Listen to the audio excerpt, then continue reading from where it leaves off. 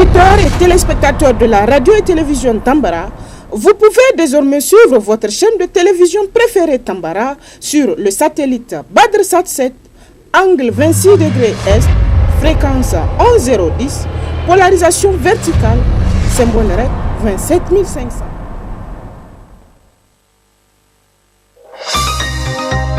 Suivez le journal avec STM Transport Voyageurs, une nouvelle façon de voyager.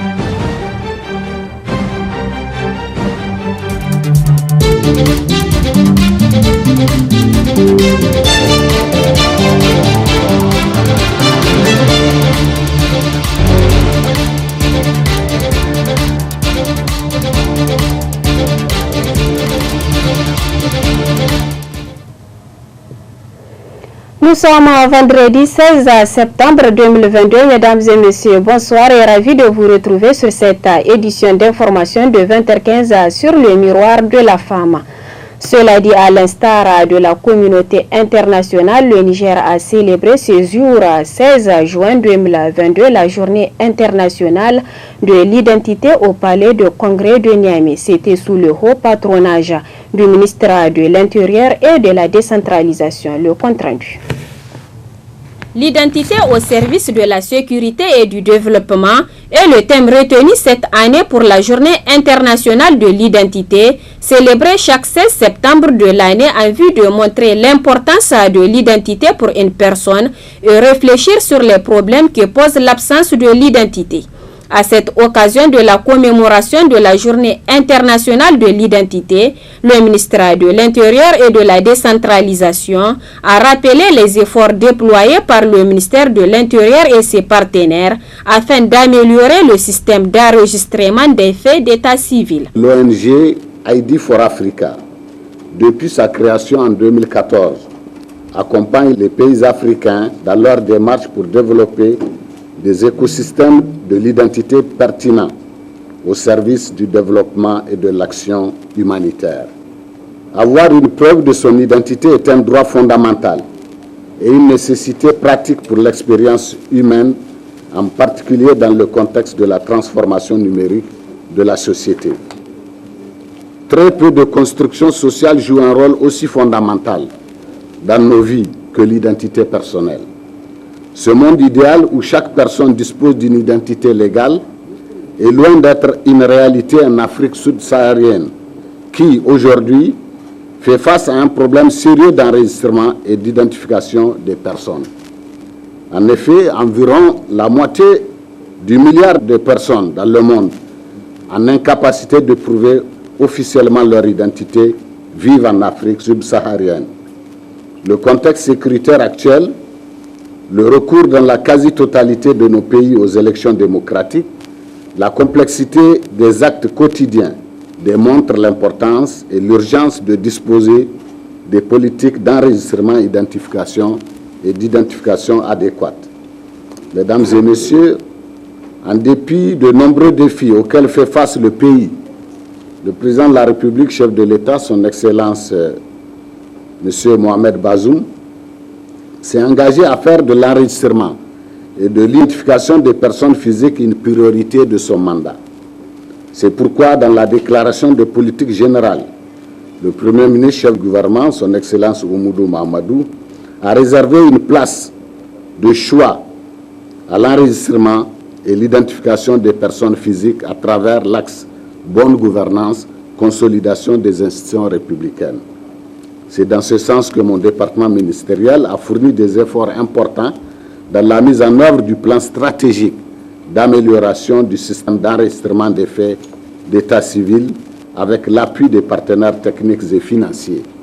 Il s'agit notamment de la réforme des textes législatifs et réglementaires de l'état civil par l'adoption d'une loi politique nationale de l'état civil et de la loi 2019-29 du 1er juillet 2019 portant régime de l'état civil et son décret d'application. La construction et l'équipement des 8 directions régionales de l'état civil, des migrations et des réfugiés et de 2 directions départementales de l'état civil, des migrations et des réfugiés. Le lancement de l'informatisation du système de l'état civil, dont une phase pilote est en cours dans les 5 arrondissements de la ville de Niamey. Parallèlement, le Niger bénéficie d'un appui de la Banque mondiale pour la mise en œuvre du programme d'identification unique pour l'intégration régionale et l'inclusion en Afrique de l'Ouest. WURI, ce programme permettra d'accroître les taux d'enregistrement et d'identification des personnes physiques. Mesdames et messieurs, la mise en œuvre de toutes ces actions contribuera à terme, j'en suis persuadé, à enregistrer tous les faits d'état civil au Niger et à attribuer une identité juridique à tous les Nigériens et toute personne résidant ou de passage au Niger, comme l'a souhaité les plus hautes autorités à travers la vision de la nouvelle politique nationale de l'état civil. L'état civil, un droit pour tous, une identité pour chacun, pour les besoins de développement. Il faudrait noter que cette journée internationale de l'identité a été consacrée à une conférence débat qui permettra sans nul doute de dégager les solutions et innovations afin de permettre à chaque citoyen de jouir de ce droit fondamental dans la société. De journée en journée, hier 15 septembre 2022 a été lancée la journée Tous commerciaux, une initiative de la compagnie Nita Transfert d'argent.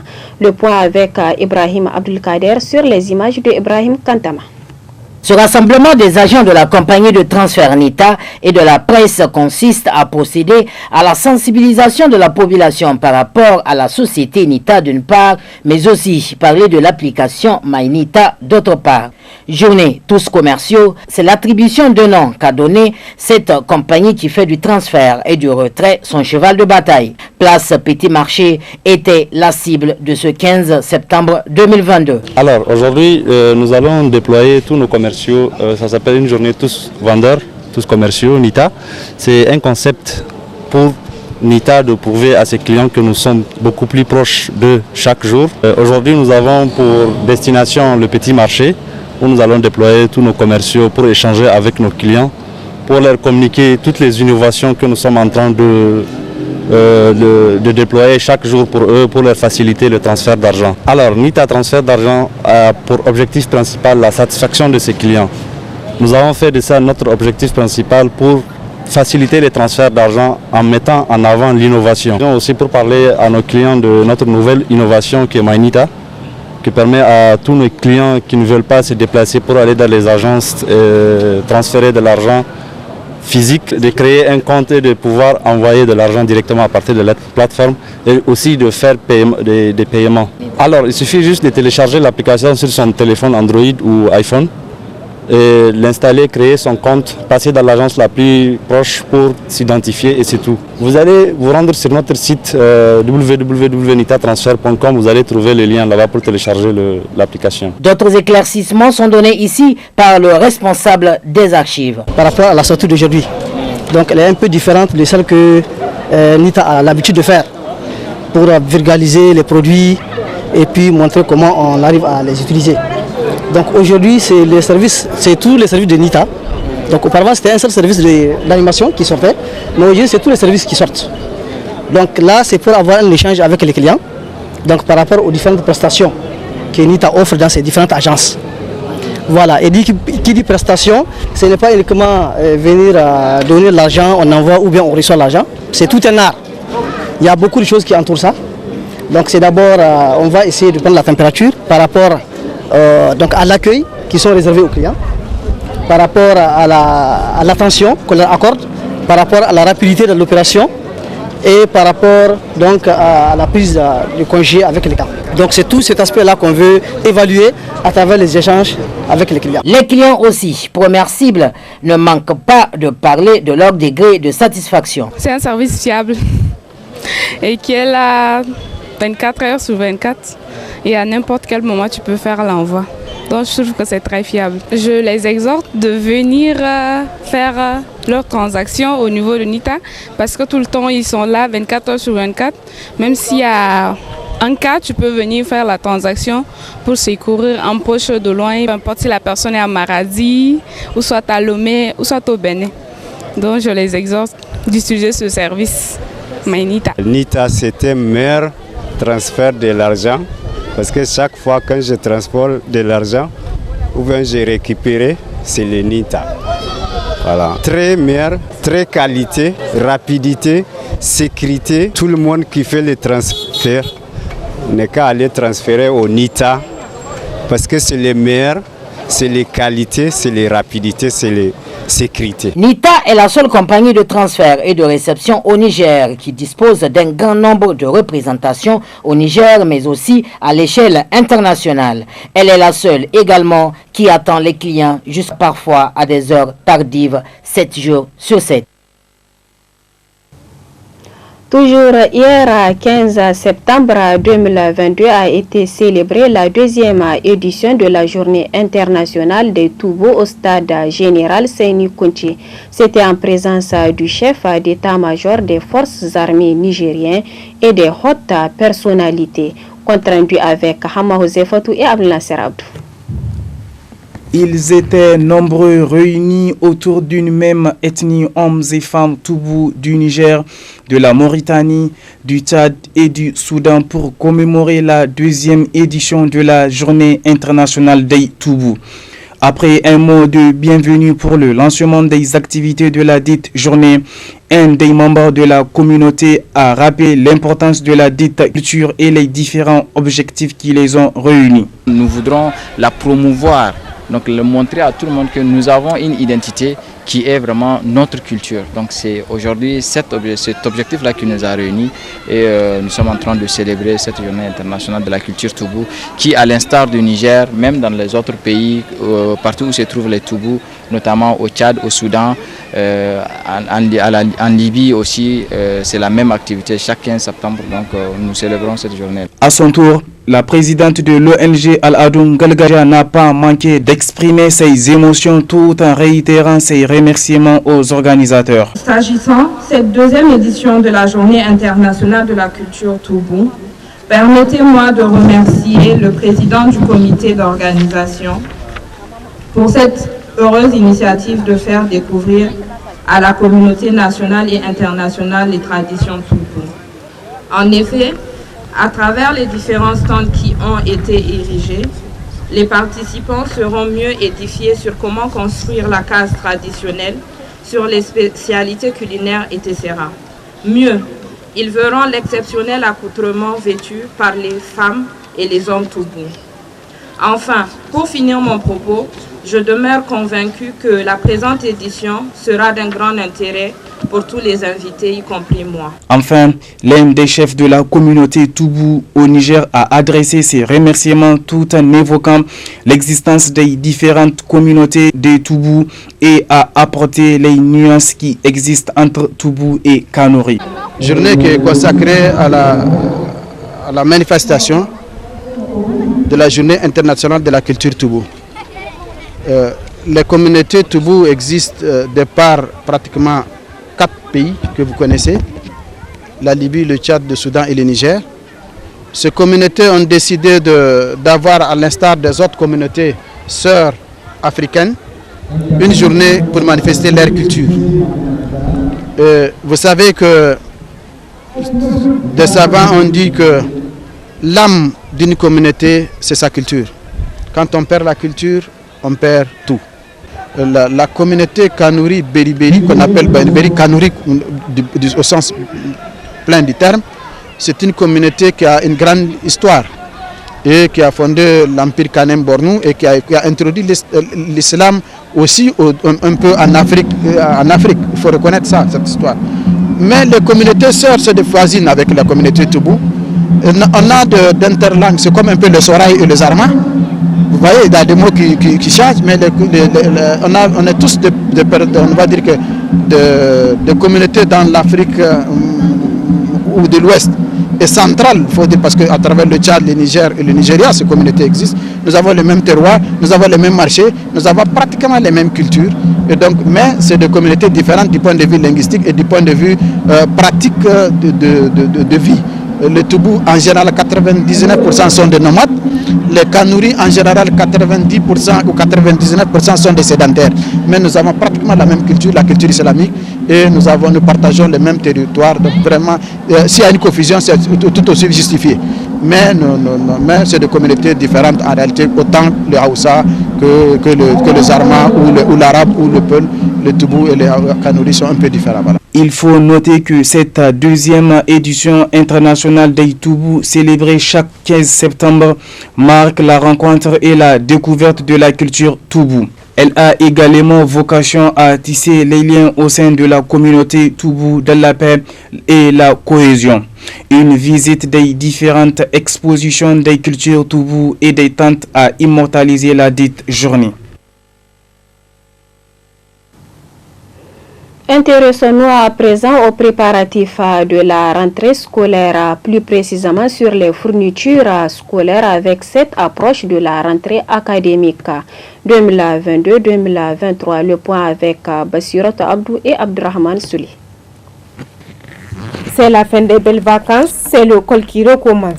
À quelques semaines de la rentrée scolaire 2022-2023, les fournitures scolaires sont de plus en plus abondantes dans la ville de Niamey, sur les marchés et les librairies par terre pour ne citer que cela. L'on retrouve des livres, des sacs, des cahiers et autres. Mais les vendeurs se plaignent de la rareté de la clientèle. Il n'y a pas beaucoup d'engouement. Les clients viennent en compte-gouttes pour le moment. Ce n'est pas comme dans les années antérieures, ou bien c'est peut-être la rentrée qui n'est pas encore effective.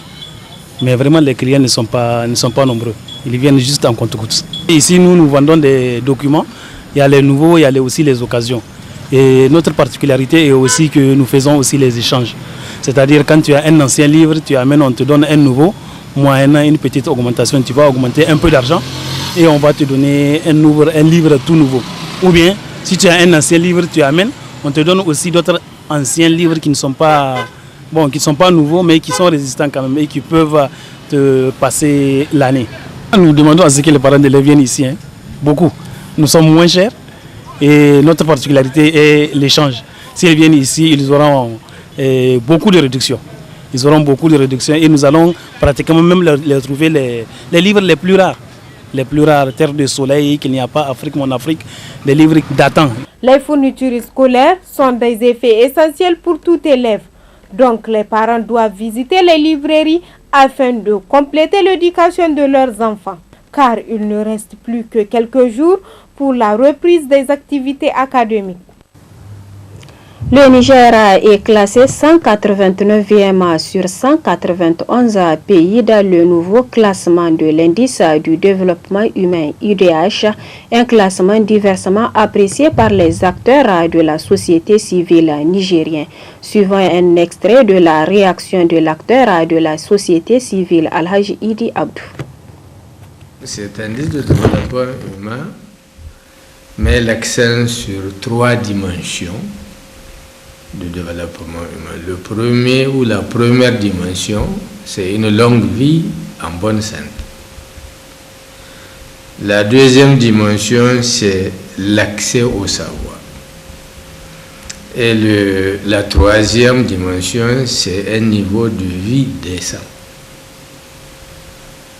Donc, quand vous regardez ces 3 dimensions-là, les secteurs qui les incarnent sont l'éducation et la santé.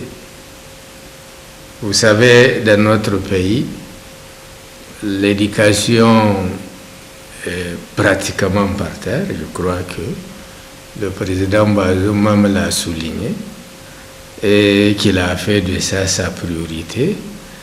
Et nous espérons que si il joue l'acte à la parole et qu'il matérialise cette volonté en acte concret, elle pourrait véritablement impacter significativement sur l'indice de développement. Mais pour le moment, cette progression, elle n'est pas du tout significative parce que nous sommes encore parmi les 3 derniers.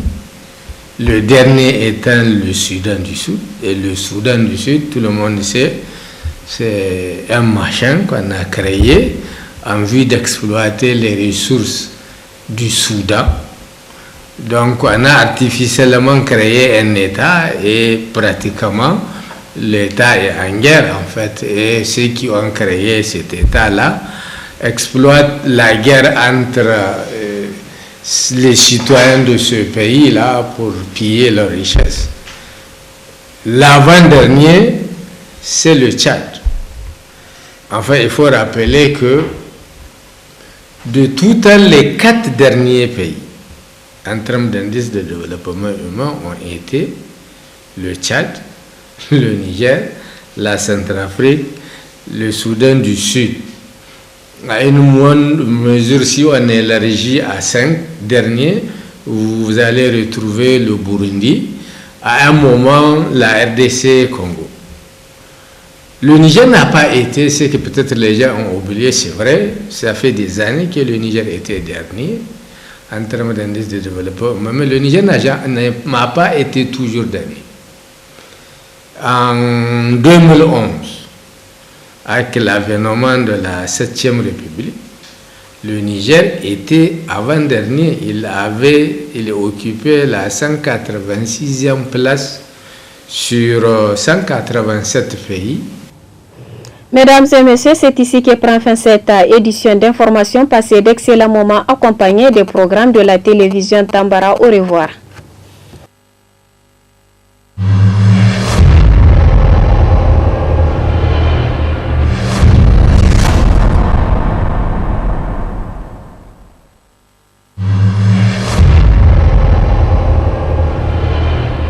Chers auditeurs et téléspectateurs de la radio et télévision Tambara, vous pouvez désormais suivre votre chaîne de télévision préférée Tambara sur le satellite BadrSat 7, angle 26 degrés Est, fréquence 11010, polarisation verticale, symbole REC 27500.